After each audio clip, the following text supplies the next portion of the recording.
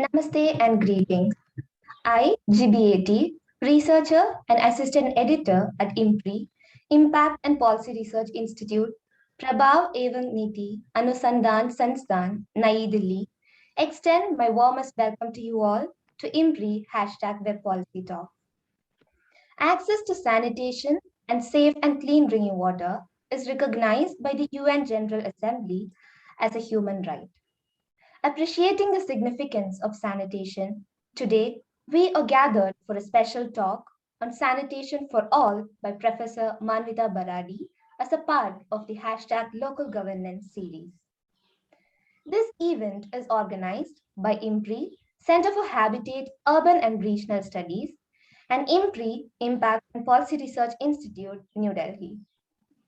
Now, let me take this moment to introduce the gathering.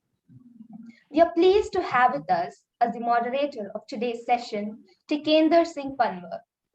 He's a former Deputy Mayor of Shimla and a visiting senior fellow at IMPRI, New Delhi. We welcome you, sir. Our esteemed speaker for today is Professor Manvita Baradi. She's the Director of Urban Management Center, Ahmedabad, an organization working towards professionalizing urban management in India and in South Asia. She was on the expert panel for sanitation under Swachh Bharat Mission and is the head of the technical support unit for National Urban Livelihood Mission of the Ministry of Housing and Urban Affairs. She has also served as an expert on USAID, ABB, EU, and World Bank funded programs for local governance, association development in India, and in post-conflict regions like Afghanistan, Indonesia, and Sri Lanka. We are honored to have you here, ma'am. Welcome to the session. Now, I invite our moderator, Tikender Singh Panwar, to initiate the discussion with his opening remarks and then proceed with the talk by our speaker, Professor Manvita Baradi. We look forward to learning from our esteemed gathering. Thank you. Thank you, Ati, for such a nice introduction. I hope my voice is audible there. Is it? Yes. Okay. Thank you, and welcome, Professor Manvita. It's really a pleasure to be here, to be with you, and to listen to your views on this important topic. I think sanitation for all. I mean, just to contextualize this discussion, and this is what we have been doing in the series that we've been running called #Local Governance, whereby we are bringing the issues of local governance to the fore, right from planning to participatory mode to governance, and also pointing out to the important fact that actually the way forward for resilience, for more sustainable growth and development has to be located in the context of local governance. And sanitation is I think something very, very important for that. Not just from the perspective of planning, but also those who are into this process of sanitation. That means our sanitation workers. And I do not want to speak more on what is the scenario, because I'm sure Professor Manvita will speak on that.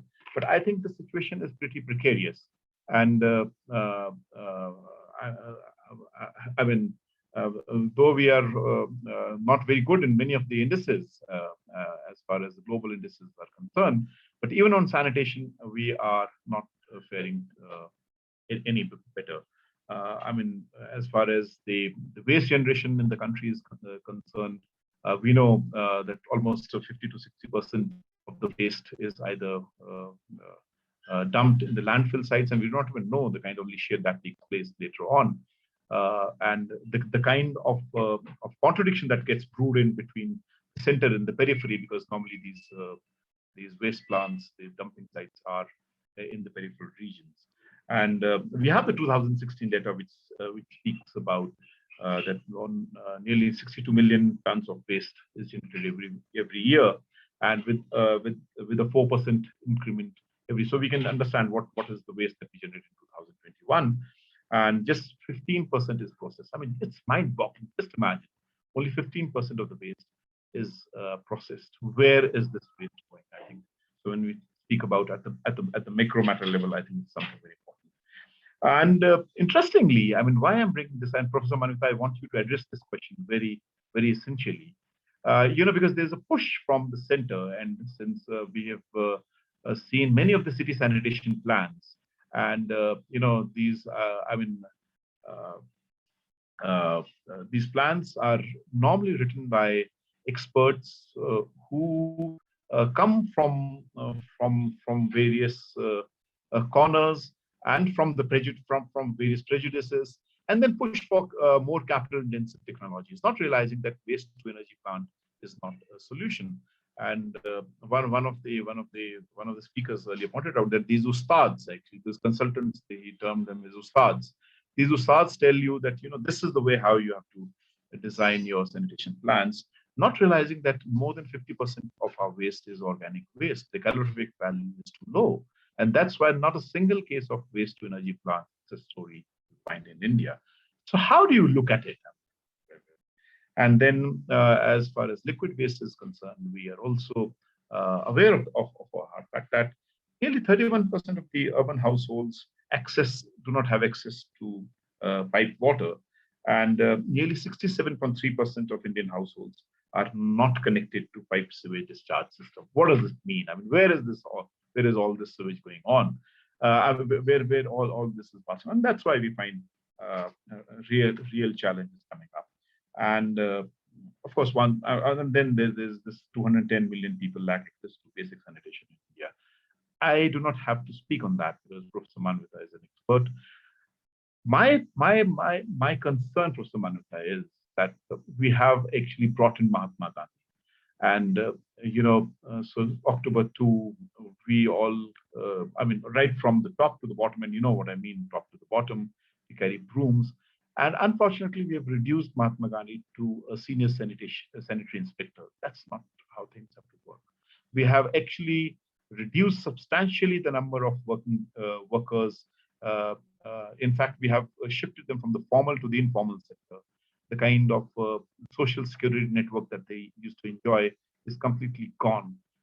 What is your take in this? If we have to speak on sanitation for all, all these three compartments I want you to address. And then, of course, we'll have question and answer later on, right from the planning part, from the processes, and the actual implementation of Professor Manvita.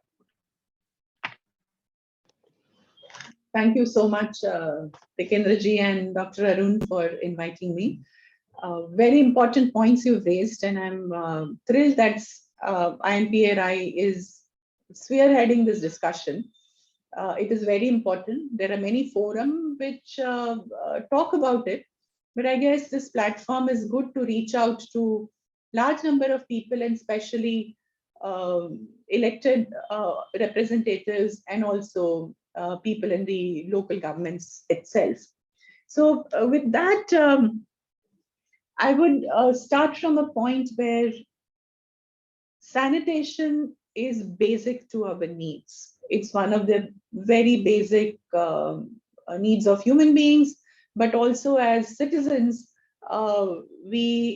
it's important, and especially so now that we're urbanizing so much. Maybe early days, one would think of dumping garbage anywhere, or using less use of toilets, etc. But that is not the case. We all are sensitive to the use and importance of better sanitation. Traditionally, though our societies were more sustainable, and hence throwing out anything wasn't an option.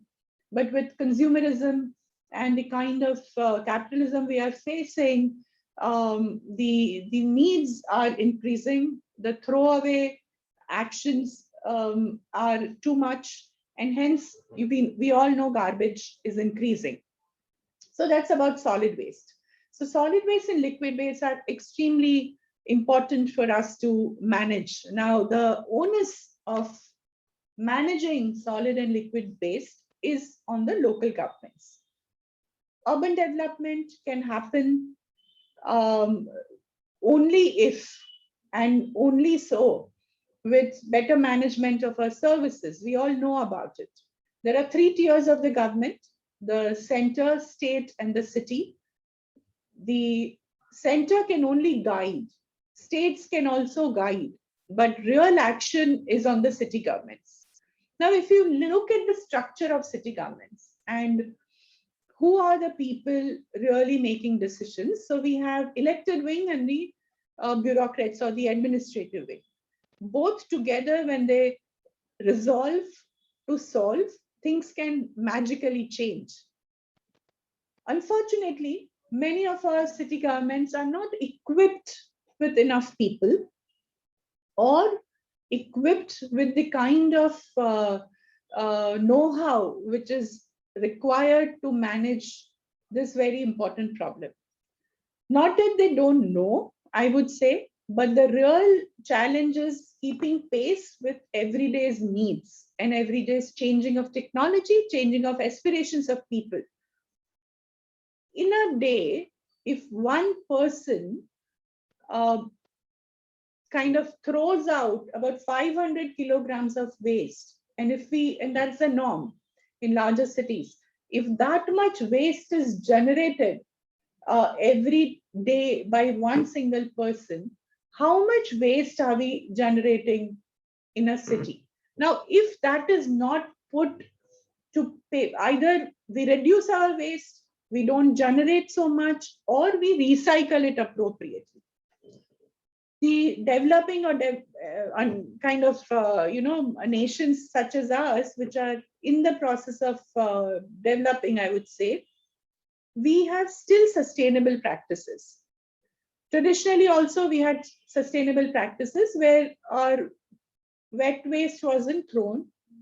We would make compost. We would, or also animals would eat it, and we had systems for it. Unfortunately, as we are urbanizing fast, we're living in 3, 4, 10-story, 25-story apartments, and what happens is waste managing from each and every household, if not done well, is becoming an eyesore. We have so many dumps and dump sites, unfortunately, more and more coming up.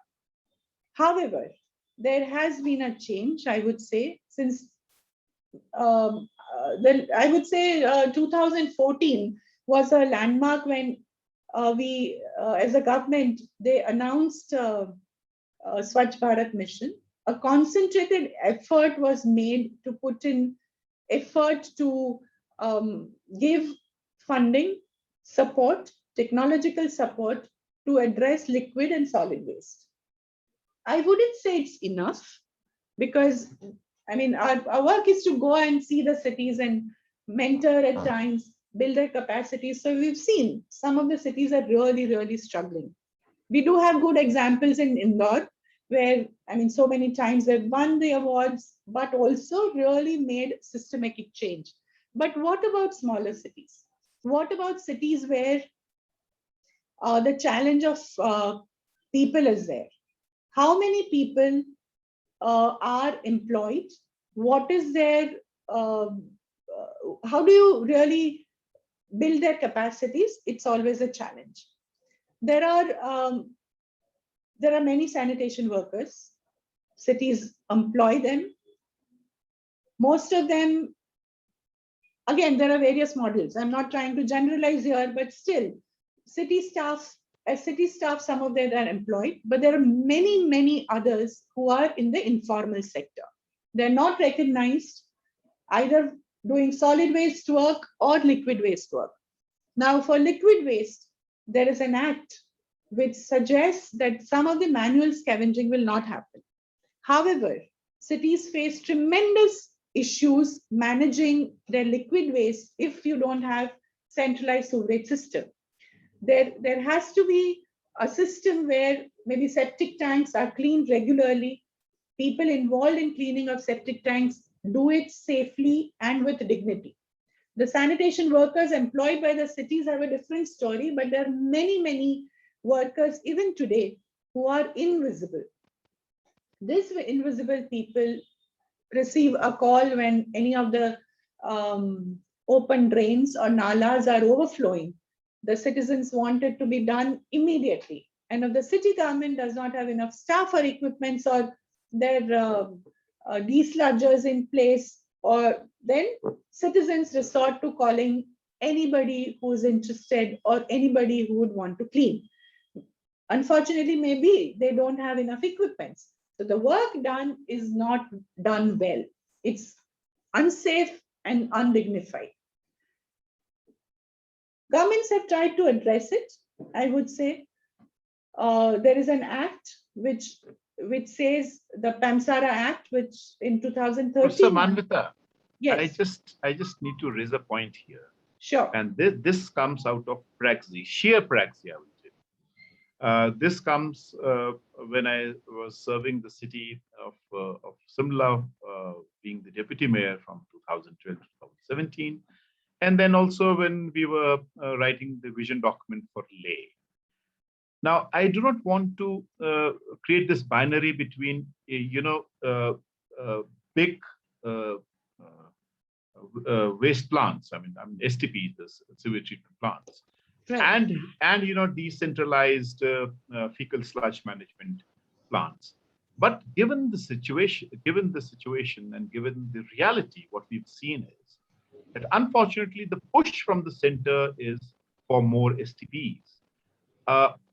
A, because it's more capital intensive. B, then the users are forced to pay the user fee per toilet seat or whatever the model is. The model happens to be different states. Not realizing whether that is conducive or that is feasible for a town or not. Whereas we could have easily gone for a more democratic, decentralized form of sewage treatment.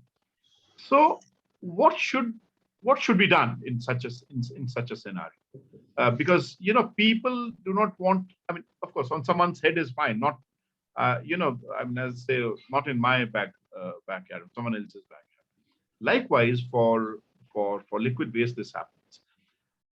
So I know I don't want that binary to come up, but actually that's a reality. So definitely there's some places where you require large STPs, but some places where you can easily go with fecal sludge management plants, which are like very cheap, and that and can be easily run.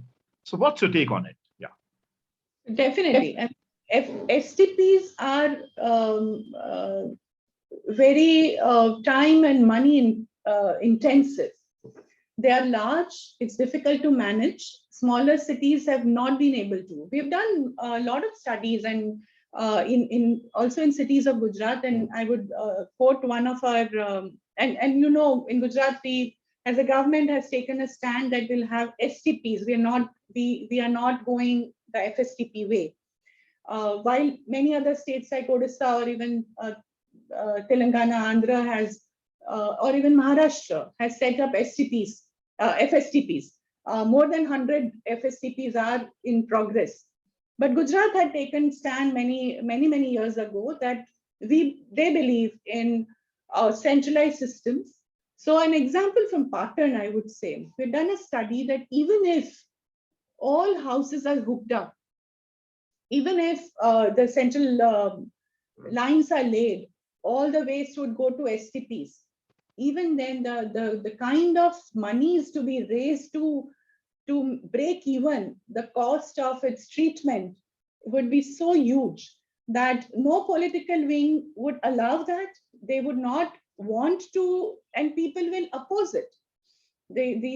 So who's ultimately going to run your plans? Are you totally going to depend on your grants?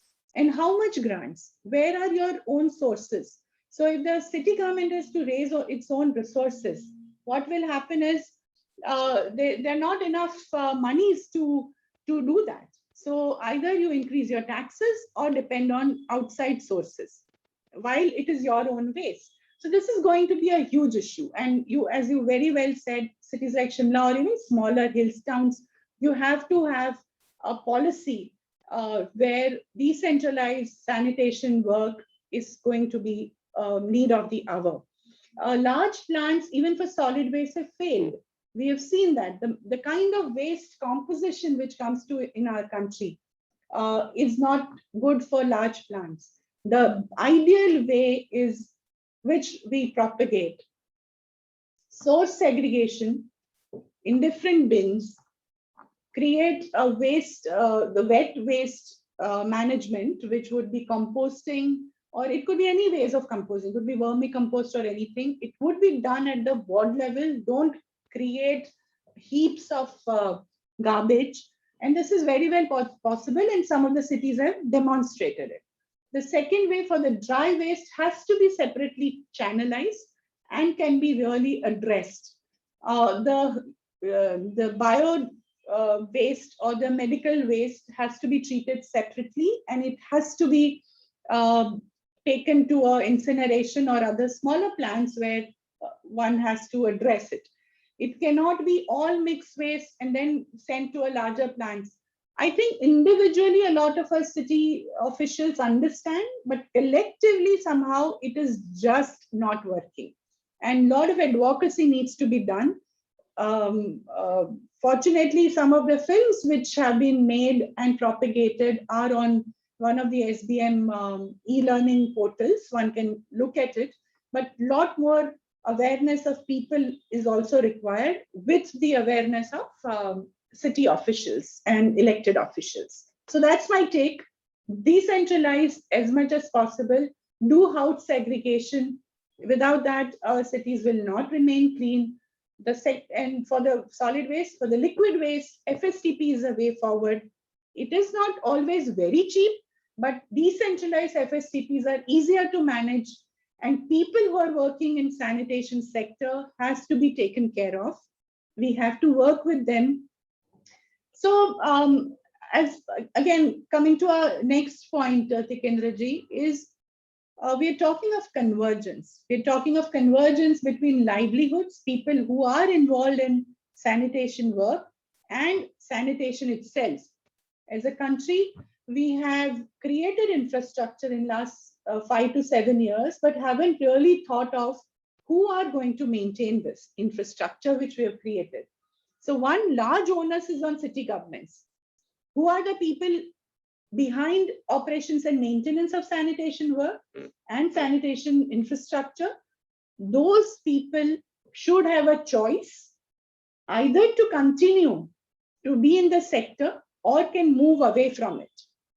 It cannot be hierarchical, caste-driven work, which is an eyesore, which is not appropriate for our country, which is secular, which talks about inclusivity and sustainability of work and people. So I guess work should be choice-based, and if there is a choice, the safety of these people involved in these jobs have to be kept in the utmost importance, given dignity, because this work is difficult. So I guess my take is that people are important. So we brought out a convergence guidelines between NULM, which is National Urban Livelihoods Mission, and SBM. So as urban management sector, which I head, we are one of the technical support units working with the ministry to talk about convergence. And I guess the success story is in 2-3 states which we have worked, and many other organizations have also taken this up. I would quote here our work with Odisha government.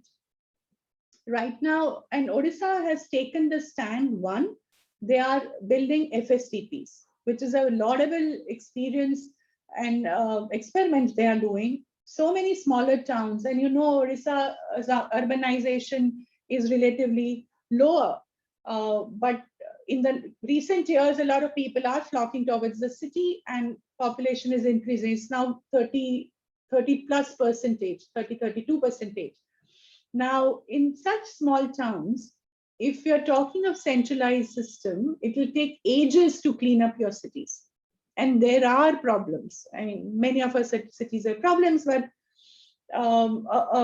a new state in a way, trying to clean up the work which they've undertaken is important. So FSCPs, and secondly, SHG movement, getting women coming together, forming their groups, being empowered, not only to whichever work they would want to take. And a lot of sanitation workers groups have been formed.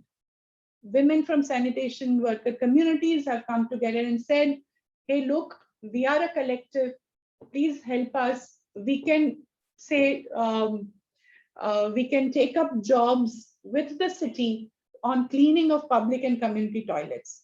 We can help run FSTP plants. We can clean your streets. And these women are very, very dedicated women. And our work with them has given us confidence that is a way forward. Women coming together, taking onus, and then moving forward and supporting the city government. Yes, so that's an important area. Yes, I think, yeah, thanks, Professor Manvita. Just two more points I wanted to flag here and probably also ask. And that again comes from our experience. The first is with respect to solid waste management. Even when, forget about self-help groups being engaged and, composting and then selling it in the market, I have the experience and example where a municipal body was into composting, and I took that compost to my house, and it didn't work. So, and there were flies all around. I mean, I was completely abused by the family members. I said, what the hell have you brought? So, the standardization is something very important. What do we do with it? You know what I'm trying to say, because this is required, definitely. yes. Maybe not in a town like Shimla, where the temperature is quite temperate, and it takes a longer period for composting.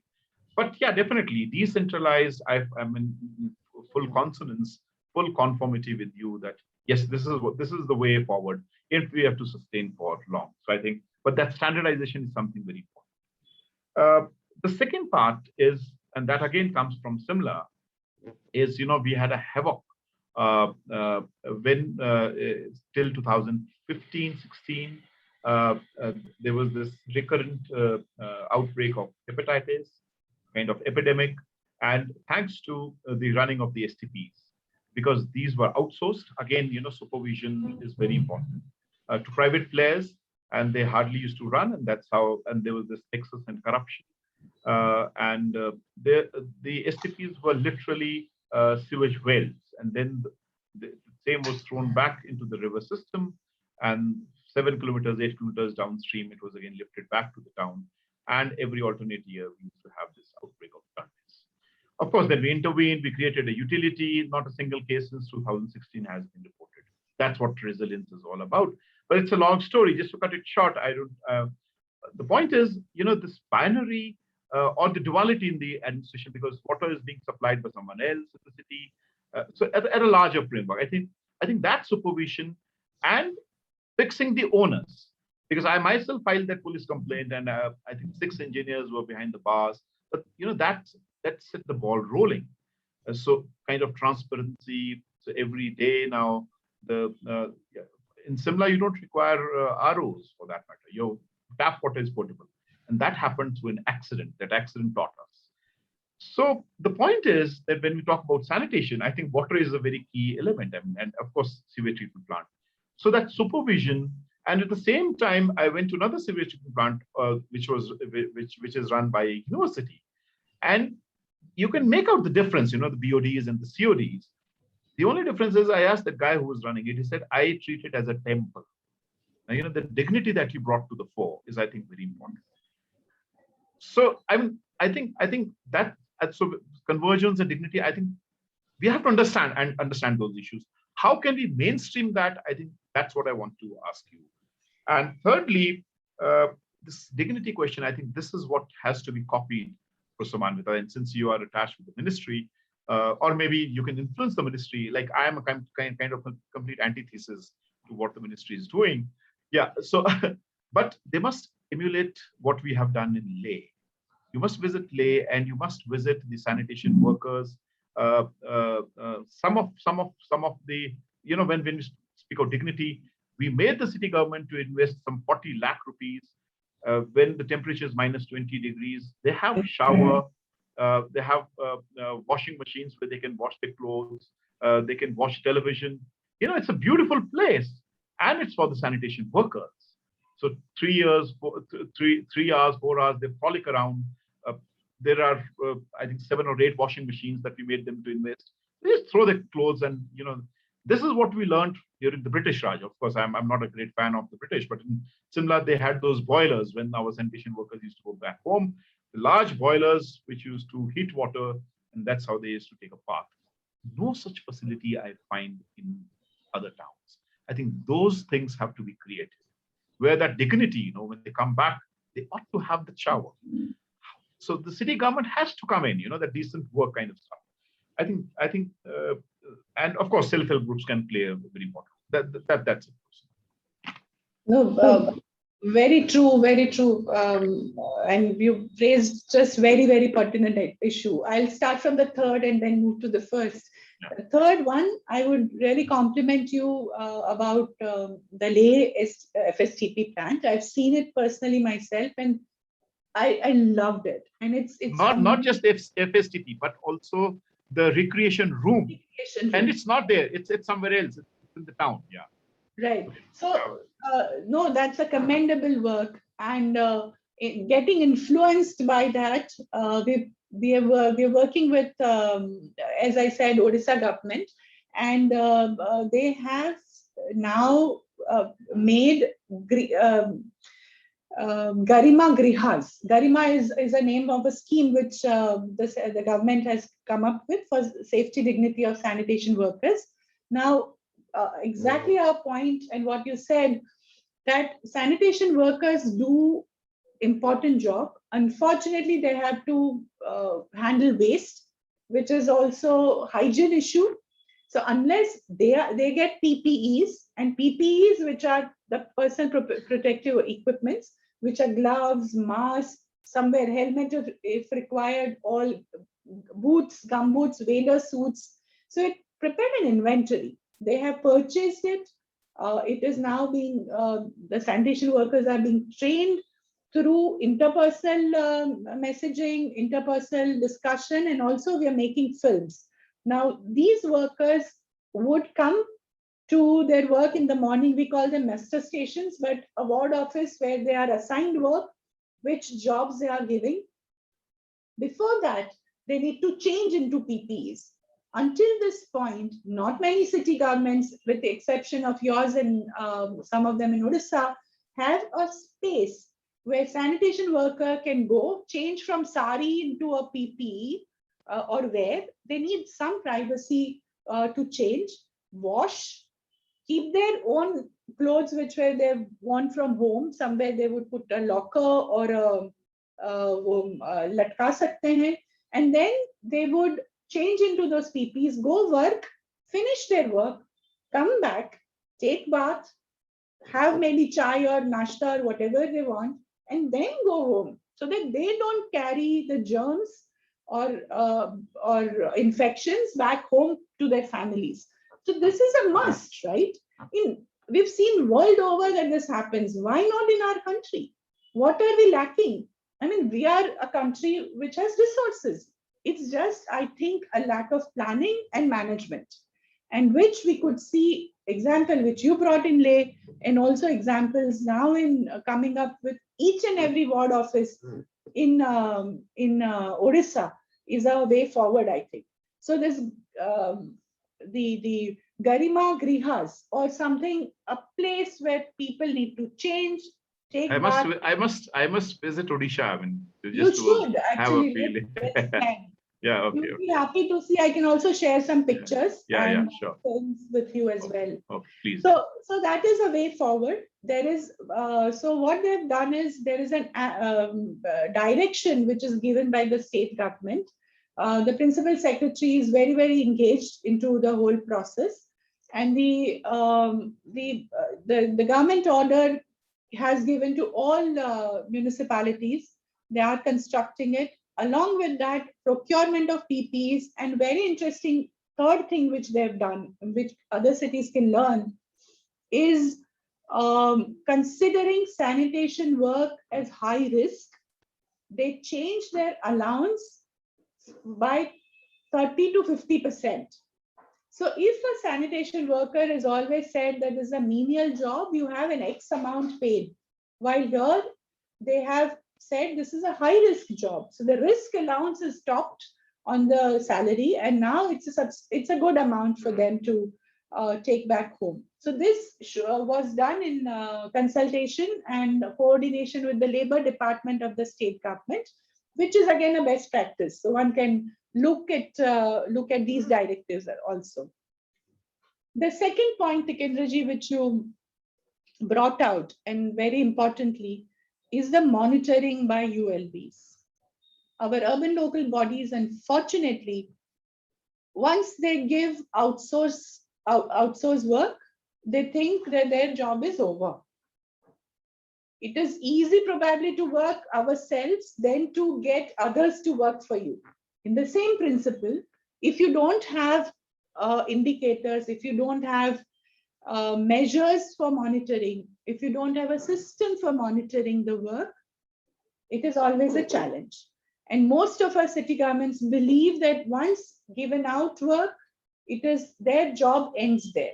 On the contrary, the job is increased, because whether the people have come, whether the QC is done, the quality control, when, how, why, how do you write a contract, how do you do it, what kind of people you would require for supervision, how many supervisors required for X number of people, all these norms are available. Unfortunately, we don't adapt it. And with a staff challenge in the municipalities, it becomes much more difficult. We have, again, as Urban Management Center, started an urban college. And I would, through this platform, also suggest that anybody who's interested in learning about urban issues and knowing, we have courses starting from 5 to 16 weeks on these topics, where there would be a charade, or there are examples, the design groups are created. So from design, execution, implementation, monitoring, all these aspects are covered. So this is one way we thought is important, that our city administrators get to learn more, coming together, learning best practices and moving forward. So this is one aspect we can talk about. The second, what you mentioned about monitoring, there would be SOPs. The standard operating procedures are necessary for city governments to have. Some of them are prepared and it's in the public domain. Anyone can use it. Like, what is a regime for water surveillance? It is our CPHEO manual, which is a huge document of 1400 pages, give instructions to cities how and what to do. But do city governments have their own manual or a SOP, standard operating procedure, कि मैं biological test ये time में ये moment पे करेंगे हम, या this is how do you do? And you have done tremendous work in water in Shimla, and I'm aware of it. But if the city government has to, say, take samples for every 25th house or every 100th house, do we have that regime? We don't have. So that regime has to be set based on the CPHU norms or the directives and rolled out. So this help is required. And city governments want to do it, but they are unaware of the regime which has to be set and which has to be documented. So that's my second point on monitoring. The first point, Tikendraji mentioned about municipal compost. Again, your experience is experience of many of us as well. And why so? Even with good intentions of municipal compost, and they want to sell it, etc., the kind of waste we collect from households is not segregated. You will find batteries, you would find biohazards, you would find sanitary napkins, diapers also mixed, unfortunately mixed with this waste. unless we do a good job of communicating this to our city citizens, you're not going to get a good segregated waste. Any mixed waste is going to be contaminated, and hence our municipal waste is not well. We don't get it. Excuse me. Just 1 second.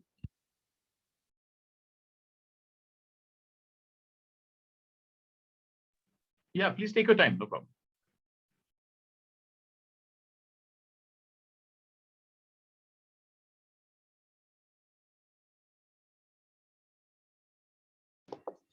Right. Sorry, I'm back. So that municipal waste, and if it is not segregated well, it's going to be contaminated, and we are all going to face these problems. So your point about not being able to use is imminent. Actually, even I think ministerial brought out a directive that municipal waste has to be used first in the fields, but and replace that with chemical fertilizers to support organic farming. However, that has not been done precisely for this reason. And I guess we should not be, we should not be propagating that, because until the time we do a good job of making a good compost, we should not use it in our fields. Otherwise, it goes into our food. Absolutely. No, Professor Manvita, that's my point. This has to be some agency to standardize it. That's my point. Yeah. Very true. But segregation is in the hands of city people, and city governments have to ensure good segregation. So I think outsourcing it is not a solution unless they themselves decide upon. Citizens cooperate. It's not also government. Citizens also sometimes do a very bad job of it. Or even if they want to do it, the city governments at one point just mix all the waste. If I am giving, मेरे घर से 3 बाल्टियां जाती है, but मेरे society के gate में तीनों का एक हो जाता है, तो what is the purpose? And then I would always argue कि क्या मैं तो ठीक करती हूँ, सरकार नहीं करती, और सरकार बोलती है आप ही नहीं कर रहे हो. So it's always a blame game. So yes. Thank you so much, Professor Manvita. And I think Arjun is there. Arjun, because you wanted to raise some issues regarding rural sanitation, and because better you just go ahead and take that point. Yeah. But sir, let me take 2 broader issues first. One would be, and many scholars do highlight that cities has sanitized themselves, but they are also doing this institutional defecation, what Tikender sir was highlighting. Of, ma'am, how do you see this term coming with the rapid urbanization our country is facing? And secondly, why do we neglect sanitation in our urbanization process? It comes always to the bottom, and now we are having Mahatma Gandhi as the fore of it. How do you see this conundrum going ahead towards realizing the sustainable development goals? Yeah, thanks, Arjunji, for your questions. Open defecation is a big subject. Though government has tried to address it by building and giving targets to city governments to build toilets. Individual toilets is a way forward. Each household should have its own toilet. But we all know there are buses and there are dense settlements where building of individual toilets may not be possible. In those areas, it is also suggested that you can have community toilets or public community toilets. Public toilets are mainly for visitors or floating population, but community toilets. However, we all know that maintenance and operations of these community toilets is a huge issue. घर का toilet तो कोई संभाल के साफ कर भी देगा, but community toilets, when my neighbor has used that space and I am supposed to clean it, is an issue. Unless you have group toilets, you have you have key to that, maybe because you don't have space, आपने एक जगह पे 3-4-5 toilet लगा दिए, and maybe you tell these houses would use one toilet, these houses will use second toilet, then there is at least some ownership or feeling of saying it's my space, I need to maintain. And of course, Gandhiji has said so many years ago that unless you do your own work, unless you maintain your own toilet, it's not going to be. You cannot give this work to somebody else. Now, a lot of things are linked with it. One, who will clean and why somebody should clean your toilet? And if somebody is cleaning your toilet, what is the safety dignity you are providing to that person? Why are they a last person in our society? Why are they treated so? It requires a lot of introspection, the way we look at our society. It's hugely inequitable. The second point about defecating in open, and it also begins from the point because you don't have good toilets, and understanding is also lacking, because even if you see children can be allowed to defecate in the open. They don't have smaller seats. They don't have places where mother or a parent or a father can, or anybody from the household is helping the kid to use the toilet appropriately. The schools don't have toilets. So where is the education? What is their exposure? Where do they understand the need for a toilet comes from? The hierarchy between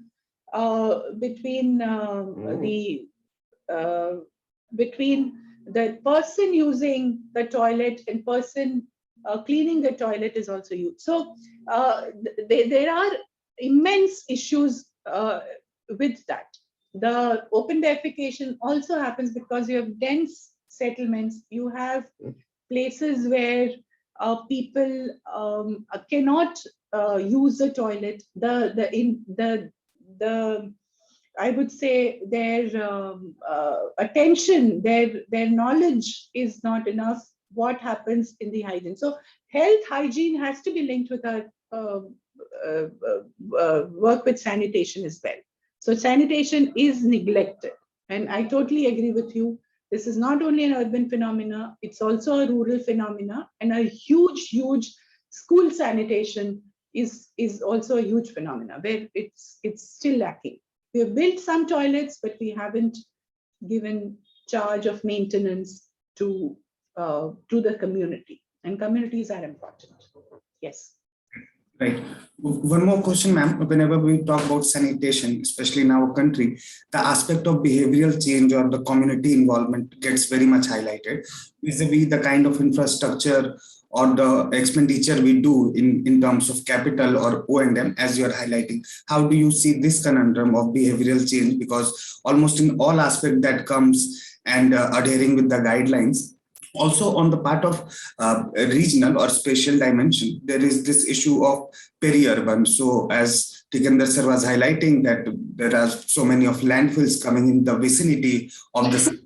How do you see, when we see the data in rural areas of be it any villages, then we see the wastewater outlet going to the low-lying area, almost 80%, 70, 60%. How do you see that regional aspect for sanitation, for environmental consciousness also? And in villages, we have some schemes where we give some awards, 10 lakh, 20 lakh. Do you think we also require this kind of competitive ranking or some kind of incentive to urban wards as to compete with themselves and to improve the sanitation services in their area? What do you think of these aspects?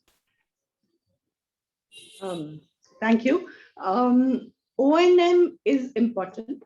O&M, who pays? We unfortunately, our governments have given money for infrastructure, and they're saying O&M is your own sources. But we all know, and we've seen the budgets of the cities, O&M is very much neglected. If you were getting money out of the taxes has not increased for so many years. People are unwilling to pay is probably a fallacy. If you're giving good service, people will pay. and that monies have to be paid by the citizens. You have to have your O&M, or when you're given a grant, the central government and the state government has to put in a component of O&M, which is neglected. Unfortunately, it's not there. And unless we see sanitation holistically, if you are spending so much water to flush the toilets, that water has to be collected. It cannot go out in the drains and be puddles, or your ponds and your lakes are being contaminated. You have to have a system where you clean that water. There has to be recycling, and that water can be again used in the flushing system. Some of the, but it requires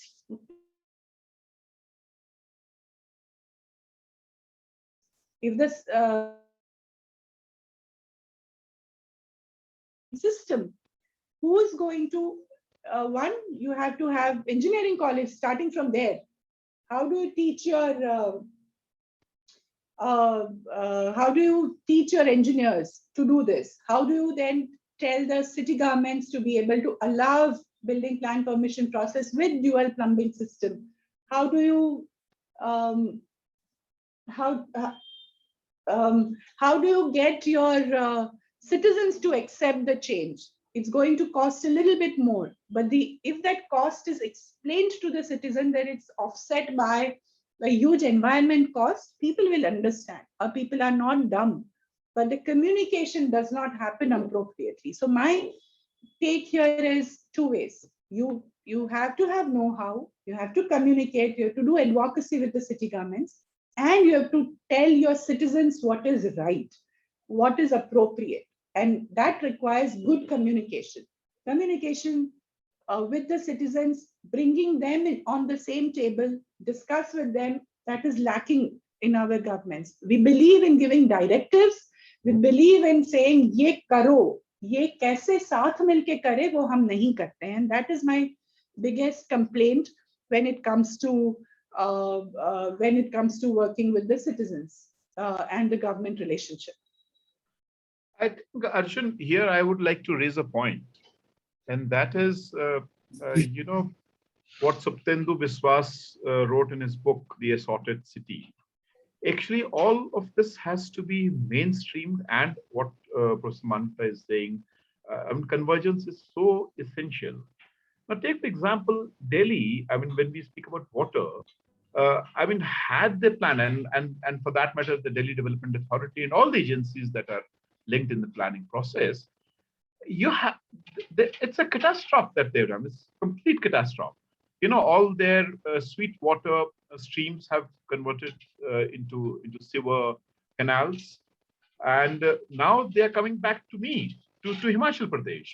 And there's a dam being constructed in Renuka, where they'll submerge large tracts of forest land, and then the water will be supplied to Delhi. I think all those issues at back to back also have to be discussed and kept in mind. So it's not just the people, actually, it's the planning process and the way we are planning our cities, which is like completely unsustainable. And then the burden will be mounted on the people that say, actually, it's not their fault. They used to get water right in their neighborhoods, but all that is contaminated now. So I think those issues also have to be raised. I mean, we should not leave.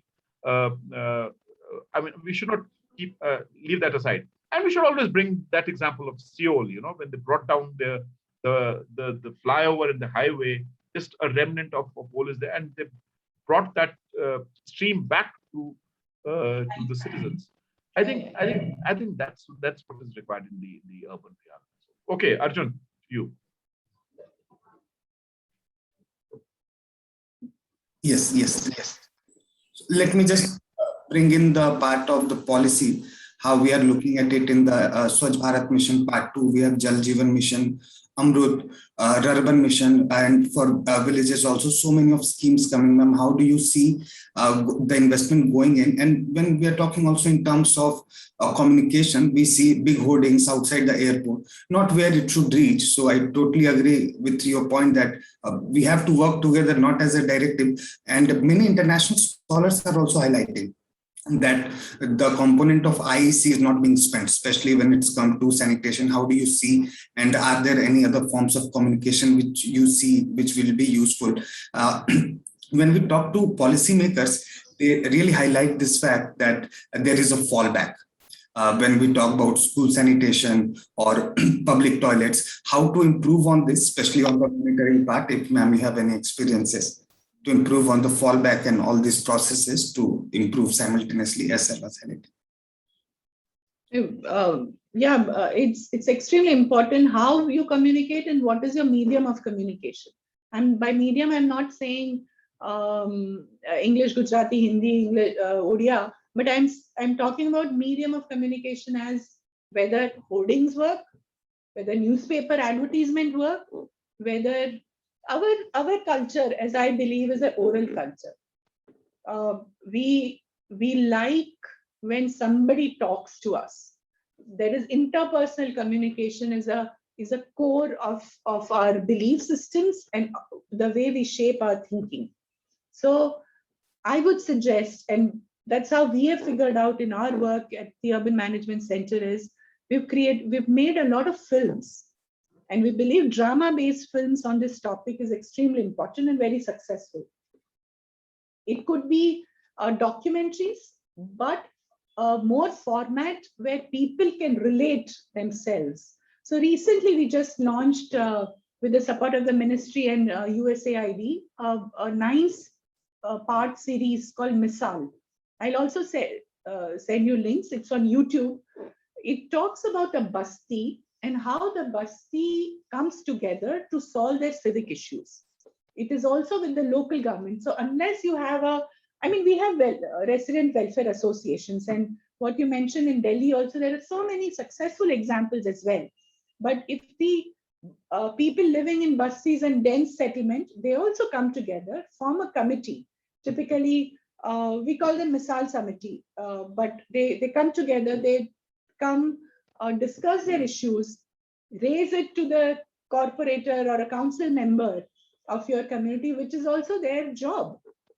They're supposed to be meeting their citizens very often. And under the NULM, we also have created a platform which we call it Sahbhagita Manch. It is again told to each and every city government to form such Sahbhagita Manch, where your citizens and your corporators can come together, address their issue, and talk about it. This experience has been captured very well in the drama-based series called Misal, and maybe I would urge you to see them and send us a feedback. So this is one way of bridging the communication. The second way to bridge communication is door-to-door or gate-to-gate discussion. You have to create forum. By putting a hoarding and putting large somebody's pictures is not only going to help you, your city government's required to go to people and just not have complaint redressal system, but have a method in which you connect with your population, which is now lacking. So these are my two points I would like to raise and mention here. And the third last point I would say is the planning process which you raised, Tikender, is planning cannot happen in the four walls of the offices. Planning process is basically a consultative process. People know their solution, but they are not empowered enough, or the government machinery has to sit with the community and find solutions. And after that, you can draw your plans. It cannot be rural. It cannot be just urban and peri-urban in between, where they are neither getting anything out of it. It has to be a continuous process. Regional planning is a way forward. We have not recognized regional planning as a statutory planning process, which probably we need to see and look into as a country. So that's what my belief is.